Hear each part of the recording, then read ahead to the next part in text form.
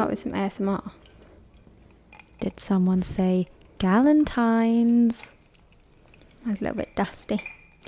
Mine's got, you know, like when you drink out of a wine glass and you've got like lipstick on, and then you put it in the dishwasher and it like melts on. It's not a lipstick mark. It's just from where the water. It's from where the water has collected. It's not actually a lipstick mark. I don't think anyway. This week's episode is sponsored by Born Rosé.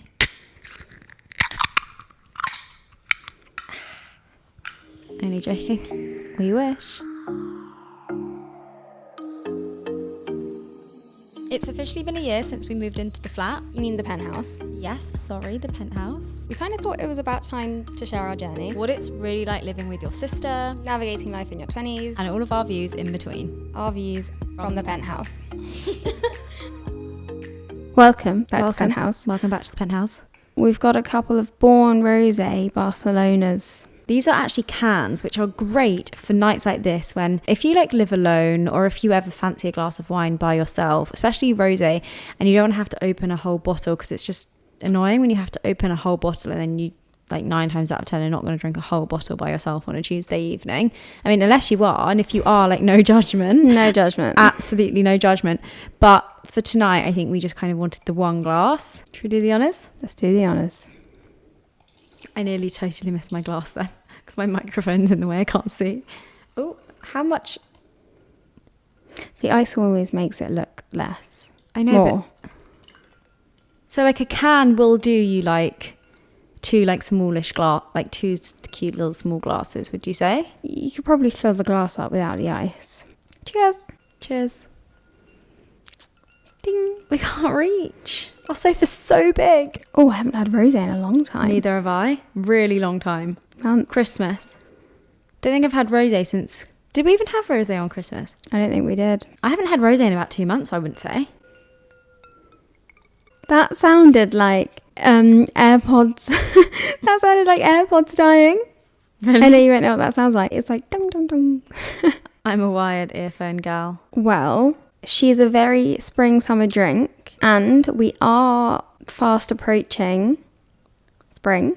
So UK springtime starts on the 20th of March this year. Also today, like it was a really beautiful sunny day, and it felt like when I was out, I was in the sun, it was warm. Like it felt like spring was approaching. Balmy. The sunsets change. I wouldn't say summer. I wouldn't say balmy actually. It looked balmy. It looked like hazy like yes. warm. Like the sunsets look different in spring summer than they do in winter. Yeah, for sure. For And sure, yeah, when I was walking home from work yesterday, walking back from the car, I was like, I didn't have my coat done up. It was unzipped. I was free. Definitely there wasn't felt like a bit warmer. there was no cold like wind. Yeah. So excited. So excited. I was even thinking about it today because I was like, oh, I need to get my nails done. And I was like, I always go for like a lilac-y purple for like March because I feel like it's very spring appropriate. And I loved my lilac nails that I had last year, and I had like little daisies on them. I don't know if you remember. I think they were like little daisies, like little yellow with white. And they were like really lovely, like pastel lilac. And I just think, so nice. I went through a real lilac phase. Lilac, I actually love lilac. Like I think it's a really underrated colour. Yeah. Especially on your nails. It looks so pretty. My emotional support water bottle was actually lilac for a while. See, I change the colour up when I get a new one every year. Dependent on your vibe that month or those few months, yeah. Yeah, I was actually looking through my photos the other day and I found a bunch of photos I did, and I was wearing like this purple set because I bought a Fendi bandana off Vestiaire, that Vestiaire collective. Fashion. No, it was so... I literally have worn it like once, but it was that time where bandanas were really in. Oh, bandanas come back around every year, I reckon. And I got it from You Vestiaire. mean like a scarf? You mean like a silk like a headscarf? Yeah. Love, like authentic Fendi, really quite cheap. I remember it, but is it purple? It's white and then it has a purple like rim. Cute. And I had that, and then this little purple set, and then my purple bottle, and I think I had purple nails, and I was just really loving it. In your purple era. It feels quite calming. It's quite I think it's a very like happy, just like energy, like positive colour. lilac purple. It's not a colour I often reach for, but do you remember I had that purple lounge sweatshirt? And it was actually really nice. And actually, whenever I wore it, I actually thought, I quite suit purple. It's very gender neutral as well. Very gender neutral. Like Joe has a really nice purple shirt that he wears to work, and I say, I think purple's your colour, and he's like, but it is. I think it goes well with a lot of skin tones as well. Yeah, it's a good one.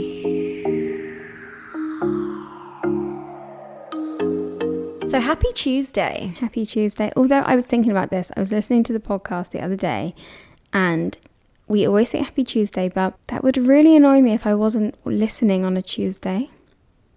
Yeah, I know what you mean, but like it is Tuesday for us, so like it is happy Tuesday, and the episodes come out on a Tuesday. So realistically, if you're like a true fan, if you're a true penter, a true tenant, then sort of a punter, a penter, you'd be listening on a Tuesday. So once upon a time, we did decide that we were going to do an outfit of the pod, OOTP each week, and I think we did it once. I think it kind of just got lost. So we're bringing it back. OOTP, outfit of the pod. Let's jump straight in. Amy, go.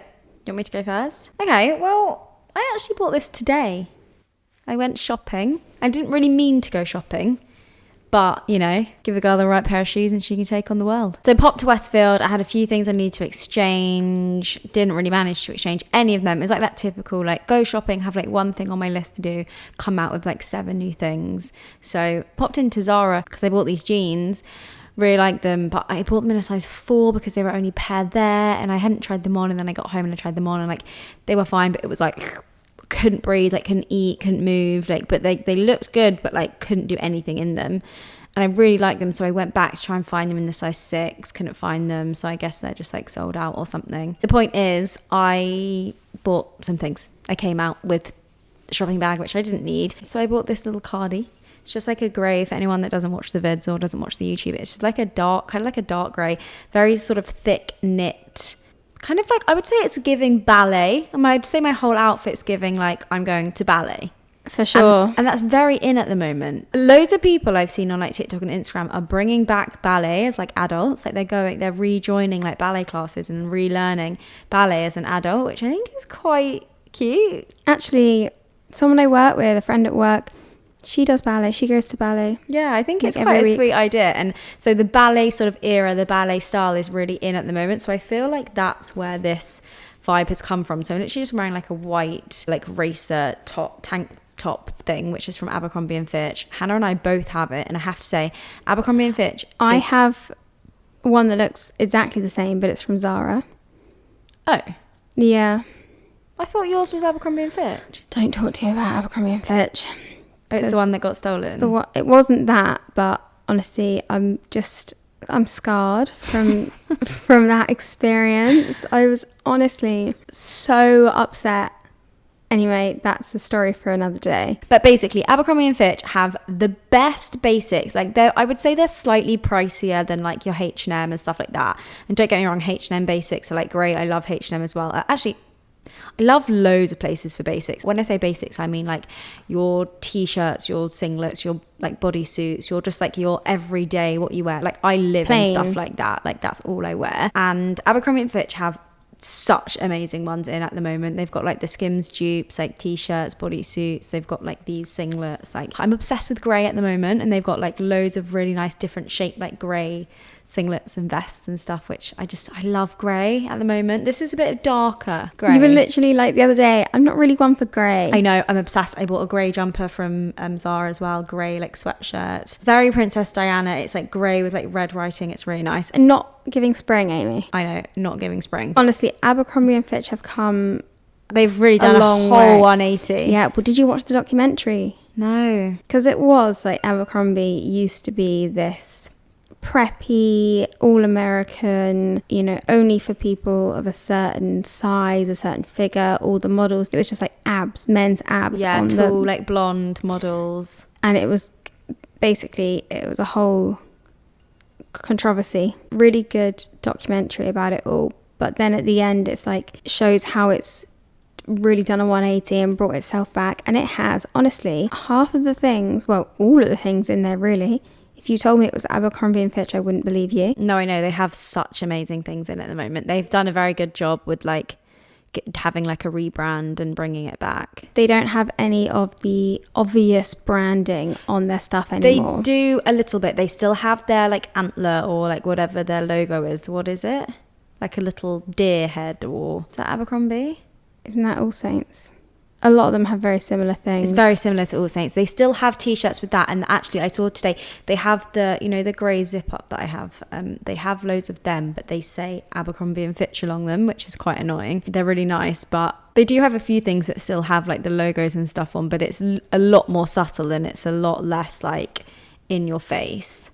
Yeah, because they went through a stage of, again, this is on the documentary, of these graphic tees that had very weird slogans and things on them and images, which were like in poor taste kind of thing. And yeah, a lot of people wouldn't want to, I mean, a lot of people did want to wear Abercrombie & Fitch because you look like a certain type of person. We were obsessed with it. And Hollister, do you remember? I was more Hollister. The yeah, Hollister was more in the UK, it was more Hollister. When they got the big Hollister in Kingston, I remember we used to go with Dad like every weekend. Every other weekend when we'd go to Dad's, we'd go to Hollister. I remember when they opened the first one in Westfield and we went and I queued. You queued. Yeah. All the way down, all the way through Westfield. There was always queues to get into Abercrombie or Hollister. They have the fit guys standing there. And you get like you get like pictures with them. Yeah. Do you remember?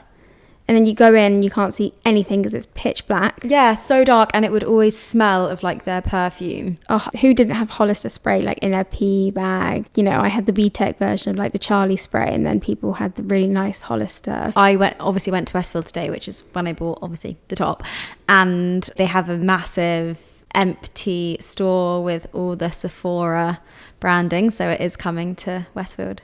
My God. White City. Sephora is just going to take over though, from Look Fantastic, Beauty Bay, all these places that are just online. Cult Beauty, like Space NK as well, probably going to struggle. Well, I don't know, because they might not have necessarily the same brands. Yeah, but what I'm saying is these online only stores, when some people, they just need to go in and colour match their foundation. Do you know what I mean? It is hard. It is tough buying stuff just online. Concealer I find quite difficult to buy online. Like Boots and Superdrug are the only places really, and they don't always do some of the higher end things or stuff like that. Well, no, you can go into like Debenhams, John Lewis, like House of Fraser, stuff like that, and they've got like the stalls, like your MAC, they've got your Hourglass, you've got, you know. But I mean, we've been waiting for Sephora to come to the UK for years and years. Oh, I love Sephora. I remember every time I go to Miami, I just buy like so much top up and all, like my Tarte. Sorry, anyway. Massively off topic.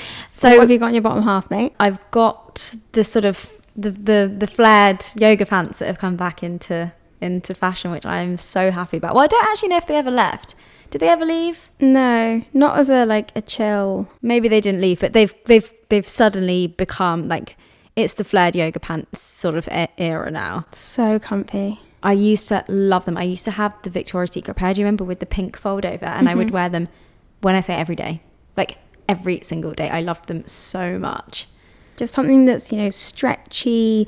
It's not so comfortable. It's not restrictive, and then the flare, like, it's really flattering. Really, really flattering. They look great on the bum, and it's giving, because I've really got into such a deep Playboy hole, and it's like all they wear. They wear all the Juicy Couture tracksuits. They wear the flared yoga pants. Like, it's all they wear throughout, like, in the mansion, in the house. And so, like, I'm watching it, and it's like kind of the same with the Hills. It was all the same, like, era. It was all the same sort of generation, like the 2000s. And so I'm just really in my 2000 era. Well, it all just comes back around, doesn't it? So I'm off to ballet. Sure. Where are you? Did you ever do ballet? I did ballet. I did ballet. I think I quit pretty soon after starting. I really liked ballet, but I was more of a gymnast. I was also, our feet are too nice to be ruined by ballet, because isn't it like brutal on your feet? Like, it will never recover. It's a nice thought when you have tiny little girls in like tutus, lovely, but it's very like mentally, it's very grueling, like mentally, physically. If you're like a proper ballet ballerina. Some of the strongest people, aren't they? Yeah. Oh god, yeah. You got to be really strong because you got to get up on like your one toe and like take your whole body weight, and you got to be really, really fit. Just makes me think of Black Swan. Remember we were talking last week about The Swan Princess, the film? Mm-hmm. You know that story is the story of Swan Lake, the ballet. Is it? Yeah. In the day, they're swans, and at night she gets to become a human again, and then she has to find her true love. And then... What is the story of the Swan Lake? Because didn't we see Swan Lake? I've seen Swan Lake in the ballet, yeah. In the theatre. Oh, no, I've seen the Nutcracker. I studied the Nutcracker. The Swan Lake for fashion A-level. I did the Nutcracker for dance GCSE. I did the Nutcracker too, but I studied Swan Lake for my fashion A-level, and I had to design and make a whole like swan. It was so good. I remember it. Yeah, I enjoyed that so much. And Mum and I went and saw it. It was so good. But yeah, the Swan Princess, it's the story of the Swan Lake, basically. It's Odette. That's her name in it. Do you not remember? Yeah, I love the name Odette. I might actually put it on my baby name list. Okay, well, what are you wearing then? Well, I'm never as like fashionista as Amy, and I just love a comfy. You mean you're not off to the ballet?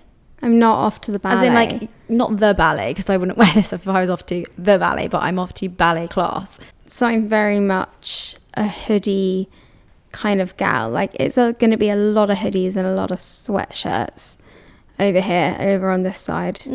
I wear hoodies all the time. I wear sweatshirts all the time. They're all I wear. So don't try and take that. Wow.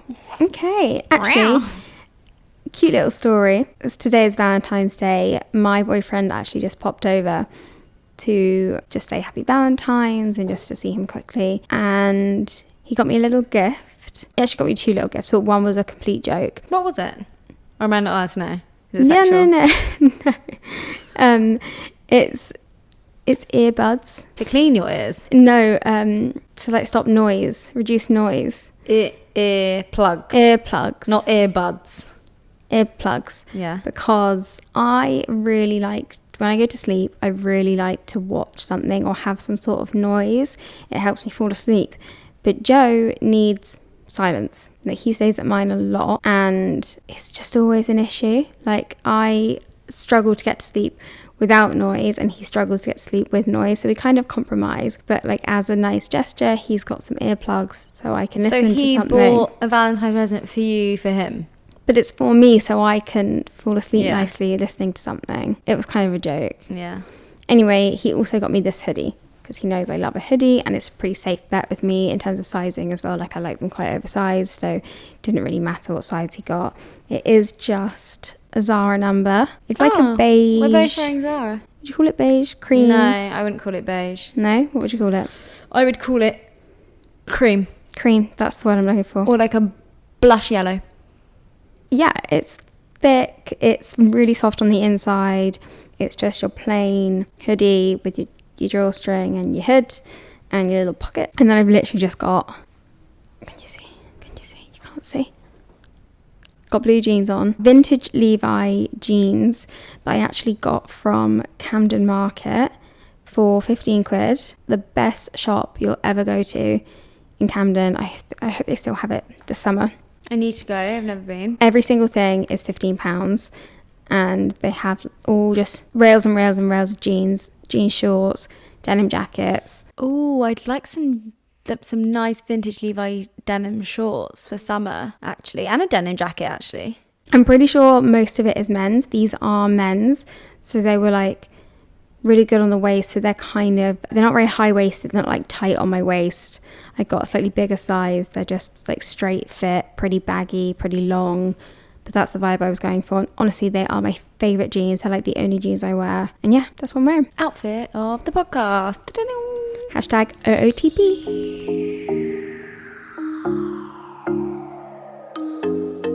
Have you had a good week? I've had an alright week. We actually went to an event together. Oh, yes. We were very kindly invited to an event with Initio Perfumes. Initio Parfum Privé. They hosted an event at the Selfridges Cinema, the boutique cinema under Selfridges in London. I don't think it's under it. I think it's just in it. Well, you go downstairs, don't you? And then it all, like, obviously all the screens go out, so it's definitely it's definitely No, because you walk... lower ground floor. Yeah, but it's like in Selfridges, because Selfridges has a lower ground. Because you know when you go in, you can get into it from Selfridges, and then you just walk in on that level. Do you remember? Okay. Do you remember we went out into Selfridges? Scrap that. Anyway, really cute little cinema, has a bar and everything, which we've actually been to before. I don't know if you can just go to the Selfridges cinema and just watch something. I don't know if they actually play just like your typical cinema stuff. Yeah, no, I don't think they do. It's not new releases. I think they just have like screenings of like random stuff, like brands and stuff, or like hire out screens, or they'll play like specific thing. Like they might, for like Valentine's Day, for example, play like an old romantic like love film, and you can go. I don't know. I don't really know how it works. Maybe we should look that one up. They brought out a new line of perfumes. The Carnal Blends collection. Carnal Blends collection. Stunning. We got to smell all of them. They are so good. Obviously smell amazing, but they're also so strong. You only need like one spray. Would last you forever. So good. So good. Yeah, they're really, really lovely perfumes, and they're so strong, as Hannah said. Like the bottles last for so long because you literally need one, maybe two sprays max. If you're like me, like I'm someone that's like, I overload on perfume, but it's like you actually really don't need to do that. Like you honestly need one spray, two sprays max, because it's such a strong smelling perfume, and it just really stays on you. The oil in it must be like very strong, because I think that's how you get like that strong smelling perfume, is down to the oil. So yeah, they invited us to the event, and we basically watched a film, very random old film called Eyes Wide Shut, with it was Nicole Kidman and Tom Cruise. Yeah. They were absolute fetuses, like baby faces, so young. It started off so normal and like really interesting, and I've never heard of this film before. No. Considering they're big actors. And then as it went on, it got weirder and weirder and weirder, and you kind of felt like you were like you just gone mad, you just gone loopy. Well, the point of the Carnal Blends collection is that it's meant to arouse certain emotion and certain sensations. The fragrances are meant to be quite like dark and mysterious and sexy, and like it's meant to arouse like that certain like parts of you, and like make you feel like passion, and like that's the kind of the point of the fragrances in the collection. So they obviously picked this film because it was very like mysterious, very quite eerie and quite dark and sexy, carried the same themes kind of thing. Yeah, I mean, I really enjoyed it, and to be honest, some of the, can we call them monologues, that Nicole Kidman did, some of her best work, some of anyone's best work.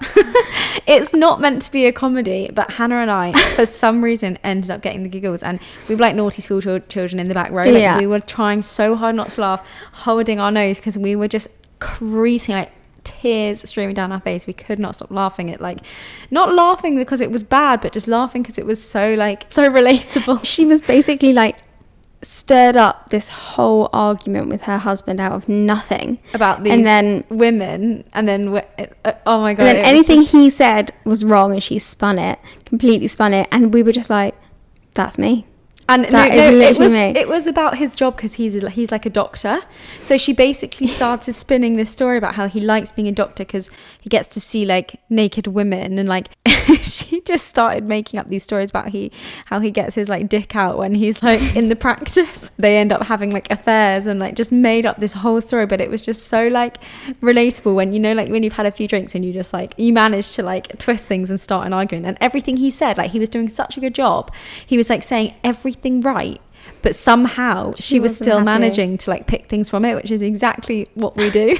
And it was like them before bed, and she was wearing like just a pair of pants and a tiny little vest, so and like vulnerable, and she was like sat on the floor, like you could see like her nipples and stuff, so it was so like, it was just so like real and raw. It was honestly just brilliant. But it was funny because the other day me and Amy were actually sat here on the sofa watching TV, and I think my boyfriend came over. I think we were watching Love Island, and it was about Danielle, and because she's like stunning, or I think she's stunning anyway. Joe was like, is that girl real? Like, I'm guessing he meant, has she had loads of work done or something like that, or because she's got like, she looks a bit like a Bratz doll maybe. Yeah, because she's so like pristine and like perfect, and her skin is like flawless. Yeah. he was like, is that girl real? And I went, you think she's unreal? And I literally turned around, I was like, Hannah, you've just totally twisted his words. Obviously I did it as a joke. I knew he didn't mean it like that, but that it was that kind of thing, vibe. Yeah, it was just exactly a complete that. twist of the words, and that's why I think we found it so funny. Yeah, but yeah, maybe we'll find the clip and like put it on our story. Or something. I just feel like it won't be that like, I don't know why we found it so funny. It was great. Anyway, when we were at the event, they also had a tarot card reader there. So Hannah and I both had our tarot cards read, which is something I've always kind of wanted to do, but have never like booked it myself, because it's just not really something, like it's intimidating. It's quite intimidating. You're quite apprehensive to like go and just like put yourself in that situation. But if it was being offered while we were there, we were like, oh yeah, like we'll do it. Pretty intense. But also, like, you're going to take it with a pinch of salt, and we weren't going into it like we really believe in this and what she says is going to be 100% true. Like, we knew it was a bit, yeah, but we were before we went and had ours done, there was obviously other people having theirs read before, and like someone was like crying, and I was looking at this woman thinking, oh my, like, is this a good idea? Scared. But I mean, you just, I think it's one of those things where we were saying, am I going to come out wanting to break up with my boyfriend if she says that, you haven't found the right person or something? Because those sorts of things, it will stick in your mind. Well, originally when they told me about the tarot reader in the email, they 100% said you can have your love tarot read. So I assumed that it was going to be about, and because it's like Valentine's Day and the perfumes are all about like sex, like arousing, like, not sexual feelings, but like, it was all very like sexy and intimacy and like passion and all about that sort of stuff. I thought that was why they had like a love tarot reader. So I thought like I could be coming home single tonight. Like if she says, he's not the one, like you still haven't met your soulmate, or like he's gonna cheat on you or kill you in your sleep or like something, like you just never know. So like I thought I could be single soon. So we were kind of like skirting around the line to have your reading, and then it kind of came to our turn. I was like, go on, Amy. Yeah, I just jumped in the hot seat. Do you want to give a little brief of a little rundown of what was said? So she started really strong. She was like, I'm getting such amazing energy from you, like a really happy, like positive, like bright energy. And I was like, and then she went, wrong.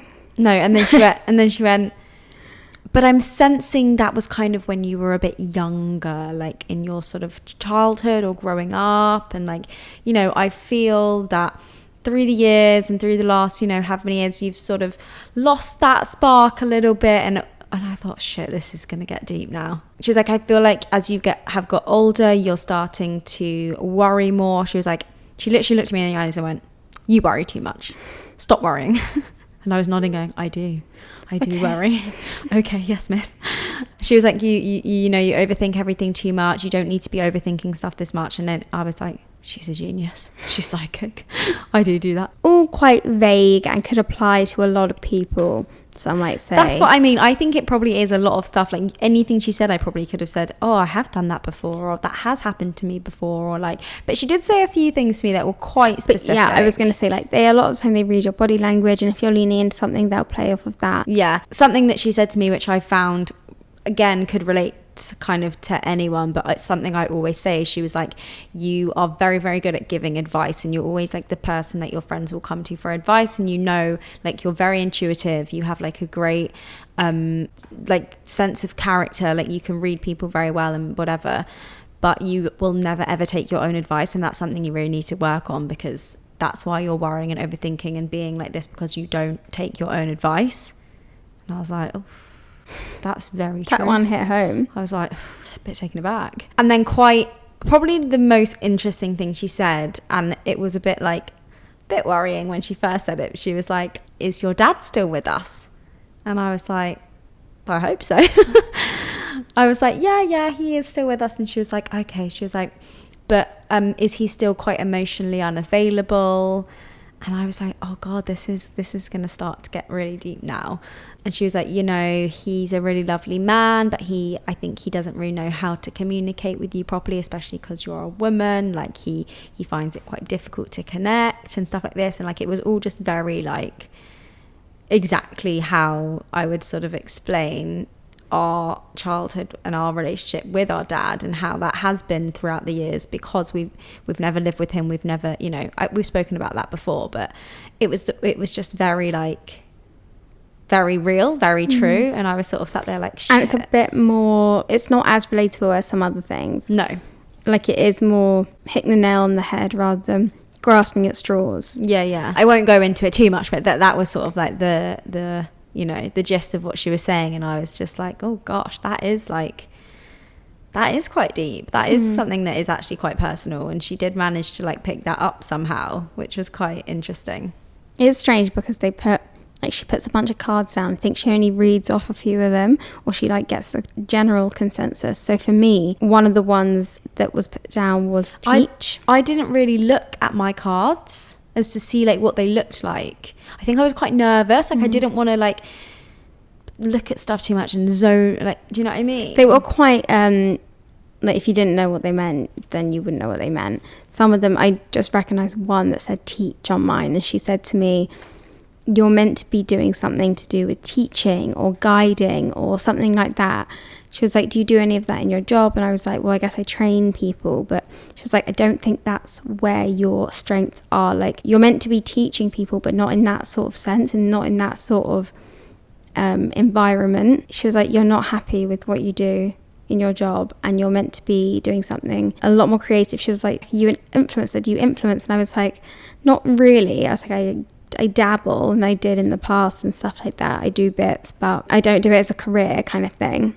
And she was like, yeah, you definitely, I can see a big move, whether it's a physical move or a career move that is gonna just change everything for you. She's like, I'm not telling you to sack your job off, because I'm sure a lot of people would be like, okay, I'm gonna go quit my job now. Yeah. It was very relatable to me. Like, I don't feel like, she was like, you kind of fell into it. And that is the exact way I describe, honestly, if you go back a few episodes and I talk about my job, that is how I describe it. I said, I fell into it because of my university placement. I never expected to do pharmaceuticals. I never wanted to do pharmaceuticals.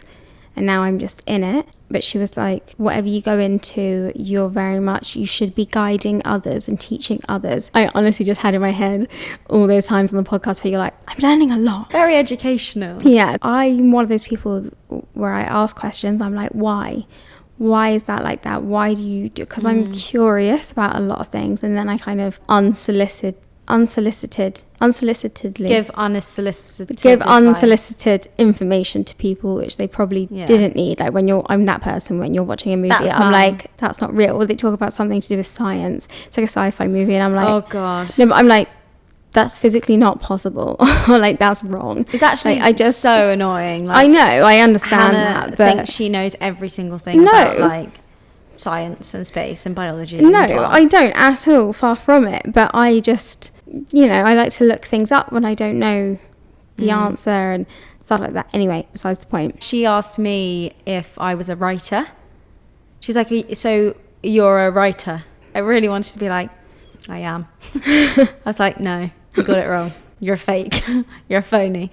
No, I was like, no. She was like, okay. She was like, so you don't write for a career? She was like, do you write anything else? And I was like, not really. She was like, you should be writing. You need to have like a way to get an outlet, yeah, to get things down on paper. Like, you should be writing. You should be penthouse diarying. I should be penthouse diarying. We are.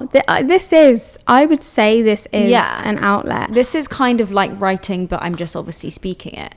And then she said that I was about to have some like really amazing few months. I was going to have like a really, really great, really happy like few months. So I don't know what that means, but I'm excited. Fuck, I was meant to write it down. I was listening to a podcast the other day, and she said something that her therapist had said to her. And it was very relatable to our podcasting. So like, apparently when you go to therapy, it's literally the saying out loud to someone is the therapy. It makes such a difference to the way you feel about things, and helps and that is the way you see things and understand things, and once you hear yourself say things out loud as well, you sort of see it differently.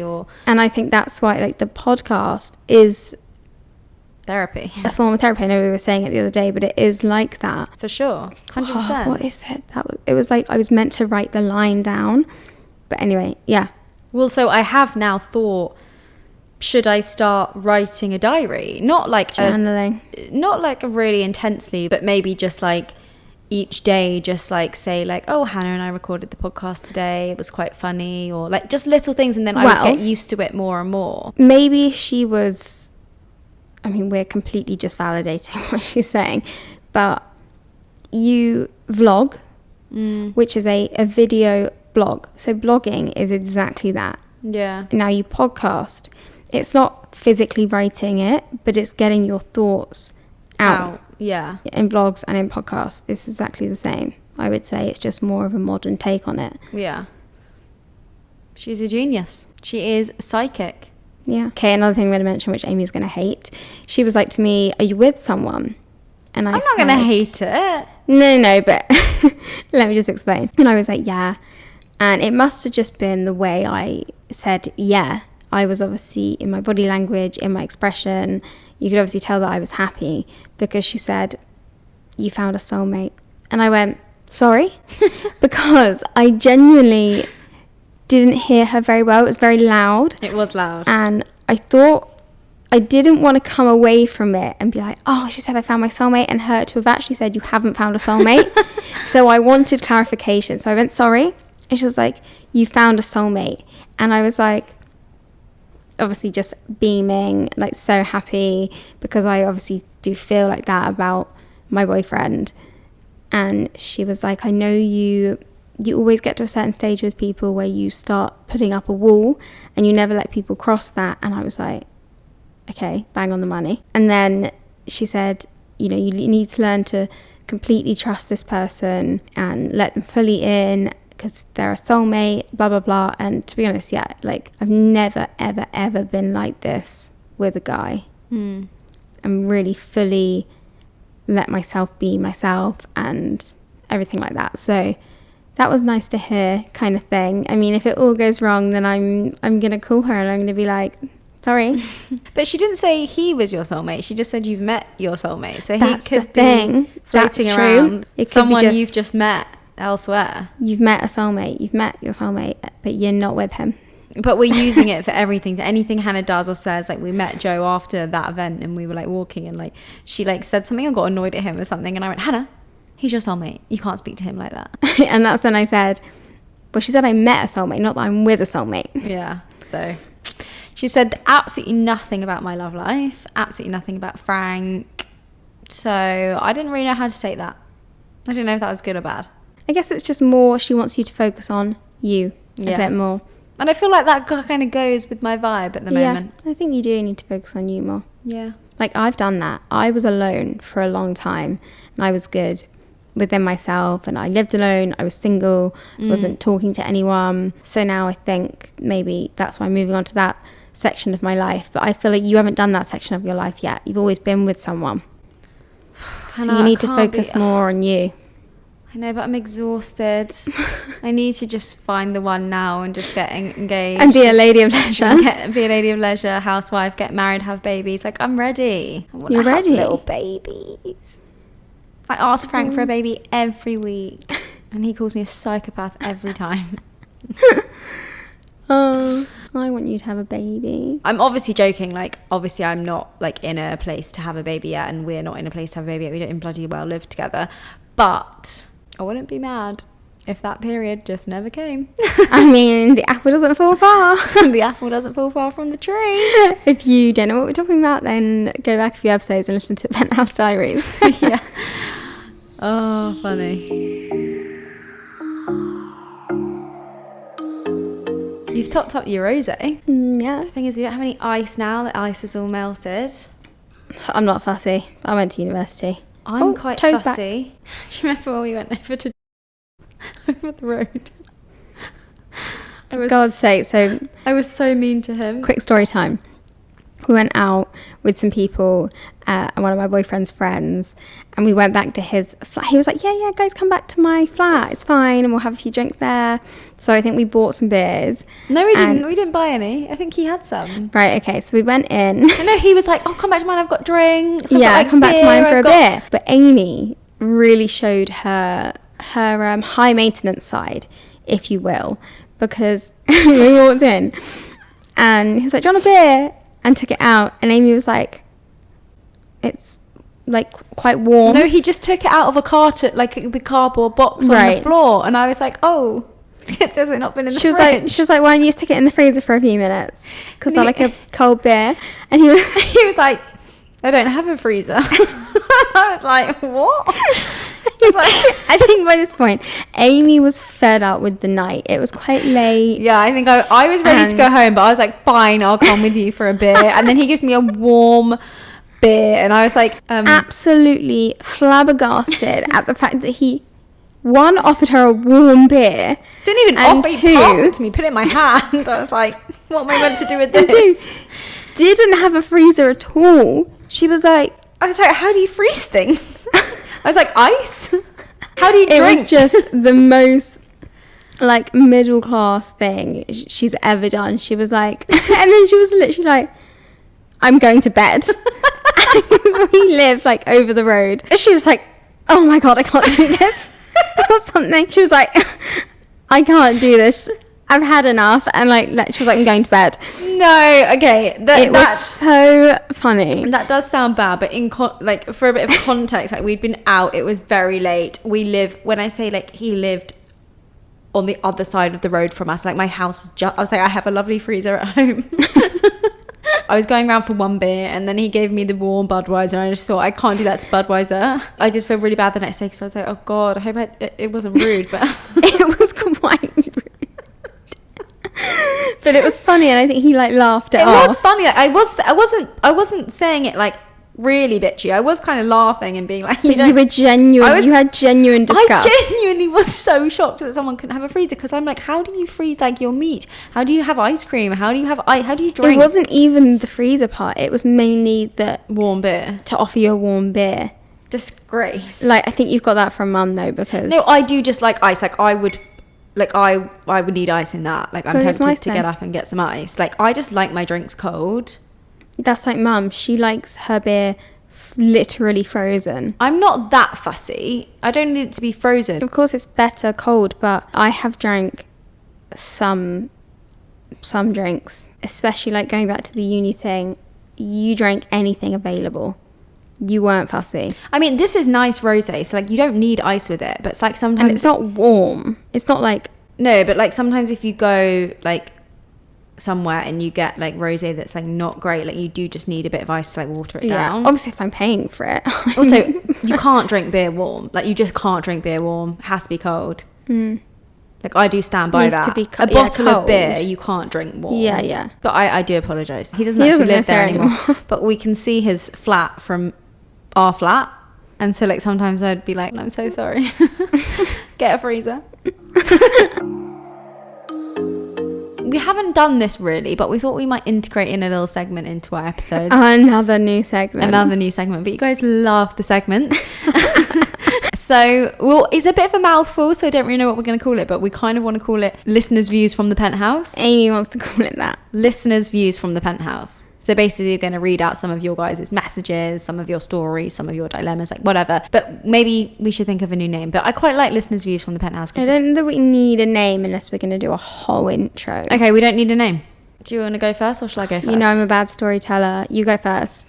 Really? You go first, because then if we run out of time, then yours is probably going to be the better one. Okay, so I think it was last week, or maybe it was the week before, I was telling you about my date with the guy that was on Love Island and how he ended up at a strip club, and I went back to his house and we had this whole night that felt like 7 nights in one. A funny story about that actually that I just remembered. I woke up with him on Valentine's Day. So it was 4 years exactly yesterday. On Gabby's birthday we went out, so I remember it so clearly. And I obviously stayed at his that night, and we woke up together on Valentine's Day morning, and we were like, Happy Valentine's Day. Awkward. How funny. Maybe that's why you've got like a Valentine's curse. Do I? Not that you have a Valentine's card. I don't know where that came from. You got a lovely bunch of roses. Do I have a Valentine's? I don't know what. Sorry. Starting to sweat. Sorry. I don't know where that came from. Anyway, moving on. Obviously, we were talking about like dating and dates and stuff like that. And someone wrote us in a funny date story that I thought I would read out because it cracked me up. Well, it didn't crack me up. It's kind of terrifying, actually. So I haven't heard this yet. Like, I have not read it. So this is a raw reaction. Kind of scared. Sounds windy in here. It does sound windy. It sounds like when you put your ear to a shell. Yeah, it does. And you can hear the sea. So, this is from a lovely listener.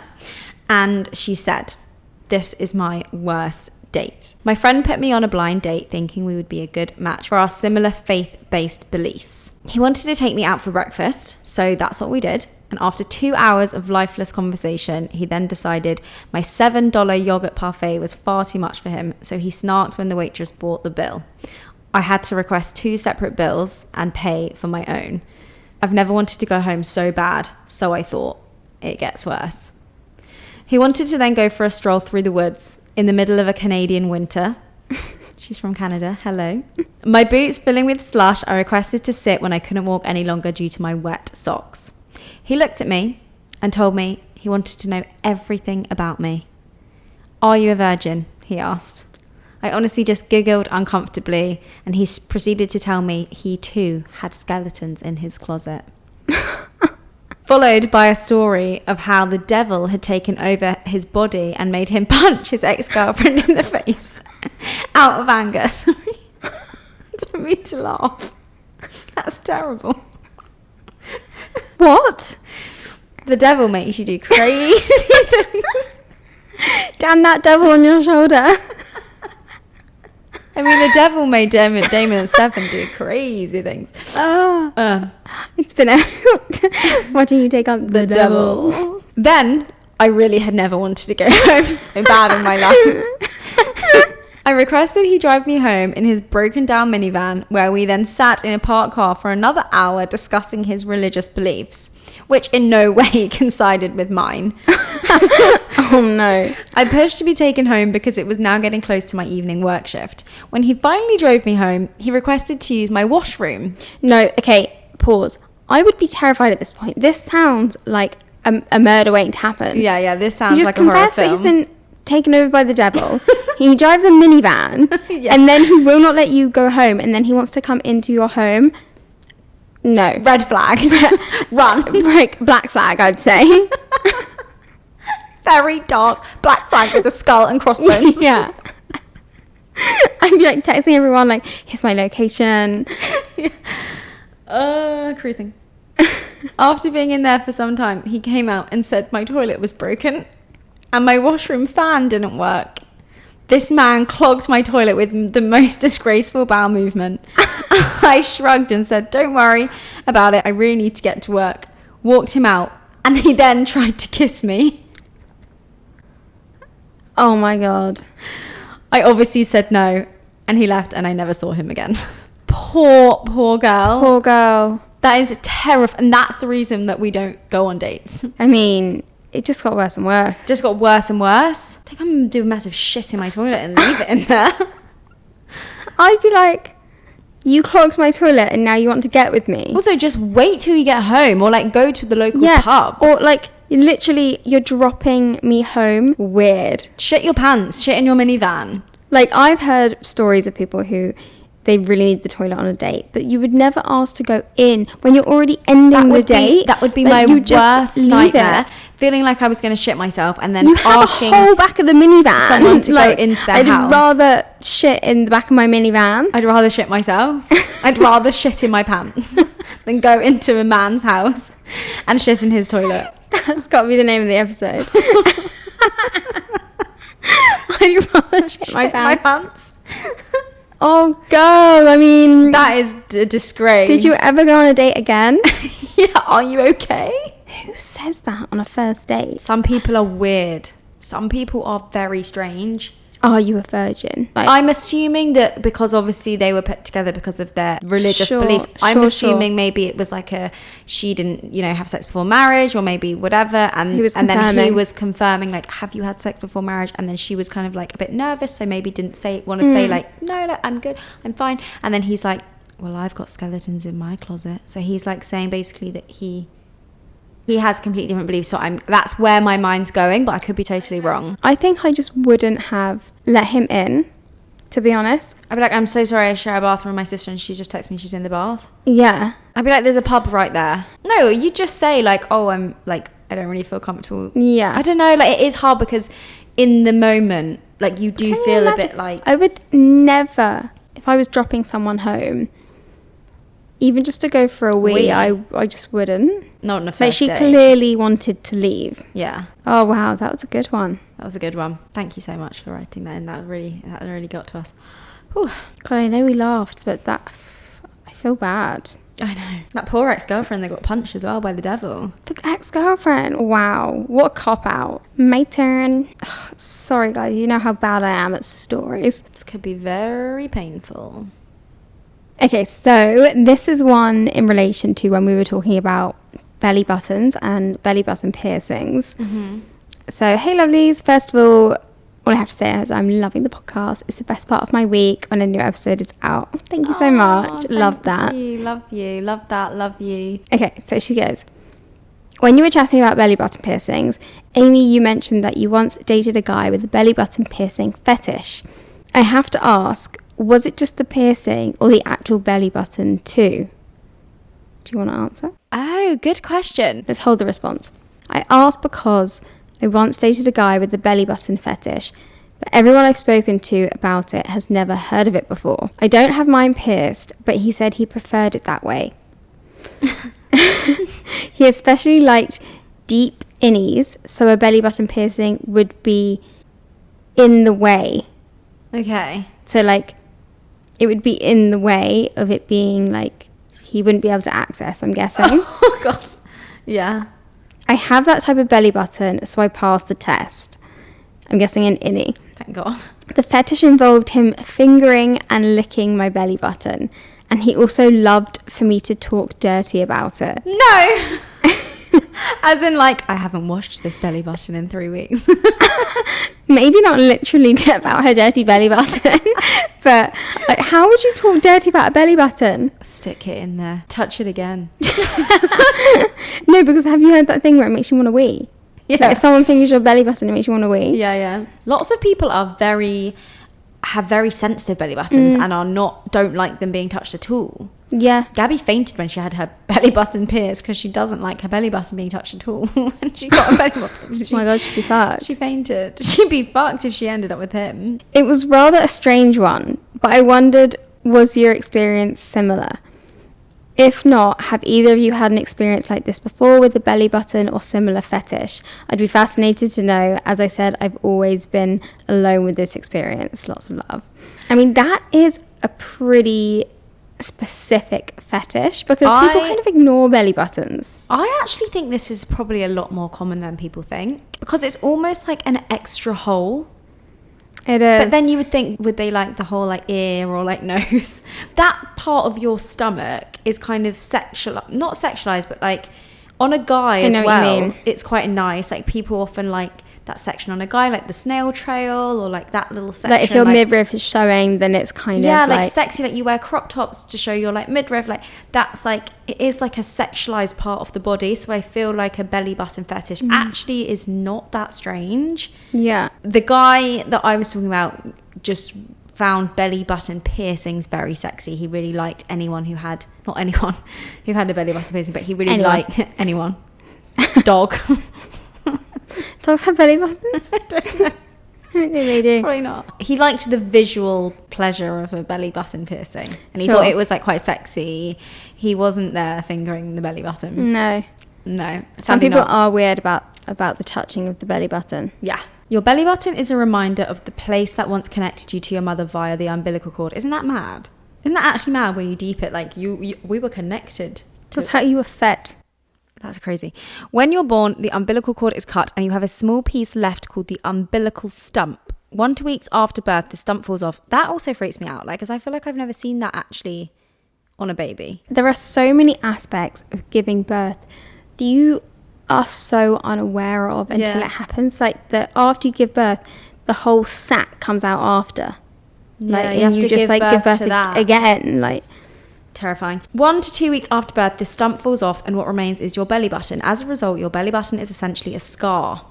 Whether it's an innie or an outie depends on how your skin grows as it heals. Oh my God, I never thought of that about it like that. mm. It's a scar because it's a cut, because it's been cut, and it does look like a scar. I think it just looks like the end of a balloon. It does look like the end of a balloon. I know you said that none of your friends have ever had it, or like no one you've ever met has ever come across that fetish, but I feel like it's probably quite common. Yeah, in the general scheme of things. General. That was weird. What did I just say? Don't know. In the general consensus, fucking hell, I can't speak. Gen pop. Gen pop. In Gen pop. I think it's probably more common than you think. Yeah. But I think finding people with fetishes are few and far between, because not everyone is so open. Yes, not everyone likes to admit straight off the bat their little fetishes, unless it's like it takes over you, because like some people's fetishes like can't, like that probably can't be helped. Like if that's what turns you on, that's what turns you on. Yeah. So I had this weird thing. There was this one guy that I wouldn't even count it as dated. Like, we went on maybe one real date. I met him kind of through Instagram because I thought he was good looking. We had mutual friends. I kind of followed him, liked his photos and stuff. He liked mine back, and it was one of those. And then we were like DMing, and then we were like, okay, well, we'll meet up, and we kind of went on a date. First of all, he lied about his age. So, oh my God, and you know what? It was only by a year. He told me he was a year older than he was, because I think he was 2 years younger than me. So he told me he was a year younger than me instead. Ridiculous. Like, why would you even bother? Yeah. And then, oh God, it was the weirdest experience of my life. He was all in all a troubled guy, I would say. A troubled soul. Anyway, it was all very normal, and we were kind of seeing each other, whatever, for like a couple of weeks, and I just see him, and we didn't go on dates. It was more just like, you know, just like friends with Ben's or whatever. My Love Island guy. Like Love Island man. Then he started going a bit weird. So like, he basically told me that he wanted me to be with other guys. But then, I don't even know how it came about. So I think I was like out on a night out or something. And he was like, are you going to bring any guys home with you tonight? And I was like, no. And he was like, kind of encouraging me to do that. He said, I would like it if you did that. Like, let me know when he leaves and I'll come over, kind of thing. I don't really know how to put this. We ended it because he was an asshole to me. And that's a different story, but whatever. It's kind of irrelevant to the fetish thing. But after we'd stopped and I was like, I don't want to see you again, like you were really rude to me and all this, he would text me after he'd seen like my story of me being out, and he'd be like, oh, have you been with anyone tonight? Please, please, please let me come over. Don't shower. I don't want you to shower. Did he come in you? I want to eat you out. All that, like, please don't shower. Or, yeah, like all this stuff. I'm shocked. So sorry, Joe. So sorry. Pure shock. So sorry, Mum. Yeah. Oh shit, I forgot about Mum. I mean, not my taste at all. Like, I'm not that sort of person. It was like a fetish of his that's what he liked. And I mean, no judgment to anyone, but it was like he was like really forcing. And I was like, I was like not replying. Like we weren't dating anymore. It was just like grossing me out, if anything. And I was like, just leave me alone. That's kind of the only time I've come into contact with, I guess you would call it a fetish. I feel like that again is quite common. Like, I hear this quite a lot about guys, mainly guys, not really girls, liking it when you like sleep with another man or do something with someone else, because it makes them like kind of jealous and kind of like turns them on, because they're like, oh, now I want her, I want to show her I'm more of a man and I'm more dominant. I don't know, I feel like it's actually quite common, as in like it's quite common, like we're not coming across it all the time, but actually I feel like people probably do like it but don't admit it, as we were saying. But I mean, overall, he was a weird guy because he was very rude to me and everything like that, lied about his age, and it's not to my taste, so I would have always found it weird. But the way he went about it was just like, you're a creep. Yeah, but had he have like been your boyfriend for a while and then had said to you, look, I would be upset if my boyfriend said that to me. What, he wanted you to get with other guys? Yeah. Some people would love that. Like, some women would be like, great. Not for me. I can't. No, it wouldn't be for me either. But I guess what I mean is, like, if you guys had been together and then he had said to you, look, like, actually, you know, after you've been with someone for a little bit and you think like, oh, what can we do to, like, you know, spice things up? And he had said, oh, like, maybe if you like went out and like got with someone and then told me about it and then I came around after as if I was like angry, and like that would be quite sexy, but then obviously I wouldn't be angry at you. But yeah, fair, like it wasn't like that at all. Like, and I barely knew him, and it just kind of freaked me out. And I was a lot younger. I think I was like 22. Yeah, I mean, that would freak me out. Weird. All very weird. One of my exes liked sucking my toes, which I think again is quite common. I wouldn't say that's quite common. Yeah. I think it was the only one person I've ever been with that really liked a good toe suck. Well, I mean, I don't personally think you have nice feet, but I know that you think you have nice feet. Honestly, it actually really annoys me when you say things like that, because how do I not have nice feet? I have like the nicest, tiniest little petite I have feet. A vendetta against your feet. I just don't know what you have. Why you've got such an issue with my feet. Put them all up in my grill. Like, you used to nuzzle them behind me and I was sat on the sofa and I could feel like your toes wriggling, and I just have a weird trauma with your feet now. I think I have nice feet, so, you know, put them in your mouth if you want. On that note, we're going to call it a day for this week's episode. We're going to call it a day. We're going to call it a week. We're going to call it a fucking wrap. That's what a Nando's wrap. Nando's wrap. And we are actually going to have Nando's wraps for dinner, I think. Are we? I think so. How exciting. Okay, guys, well, thank you so much for listening. We hope you enjoyed this episode. We've loved having you at the Penthouse today. Please pop by again, maybe next week, maybe next Tuesday if you fancy it. Bloody well hope so. Bloody well hope so. If you have a similar dilemma, question or story or anything like that, then you can email us. It's just contact@fromthepenthouse.co.uk, or you can slide into our DMs on Instagram @fromthepenthouse. We're also over on TikTok, and we are obviously over on YouTube with our full episodes. So if you want to see us in person, you want to watch rather than listen, then that's over there. Don't forget to give us a 5-star rating wherever you listen to your podcast. If you did enjoy, maybe a review, subscribe on YouTube, thumbs up, you know the drill, everything, all that good stuff. Yeah. And we're gonna love you and leave you. Cheers. Happy Galentine's. We will see you next Tuesday.